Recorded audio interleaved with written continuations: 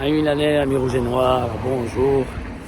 Petite vidéo très brève. Je reviendrai ce soir avec une vidéo plus longue en espérant avoir des meilleures nouvelles étant donné que le mercato se termine à 20h. Ici, je vous dis simplement que Mateta a définitivement sauté. Évidemment, il n'avait pas passé les visites médicales supplémentaires pour son genou. Alors, ce qui est comique dans l'histoire, c'est que la Juve qui était sur le joueur aussi, depuis pratiquement aussi un mois, savait qu'il avait aussi des petits soucis au niveau du genou. Et c'est pour ça peut-être que la Juve proposait un prêt avec droit d'achat. Donc le Milan a voulu faire un achat directement. Et maintenant, dernier jour du mercato, il se rend compte que le joueur a des problèmes au genou, visite supplémentaire et tout est sauté. Donc, chers amis, on se retrouve fin du mercato, à quelques heures de la fin du mercato, sans attaquant, sans numéro 9.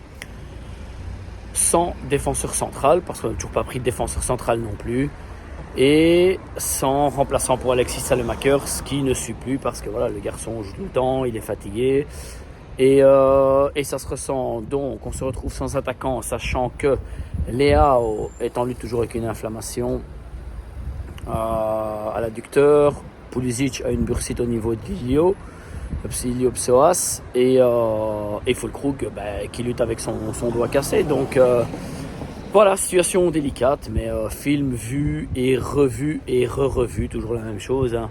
On a l'impression qu'on nous prend vraiment pour des abrutis, nous les supporters, et on passe vraiment pour les clowns de l'histoire. Voilà, j'ai pas d'autre mot que dire qu'on passe pour des clowns vraiment, parce qu'on n'arrive pas à traiter une affaire correctement. Donc voilà.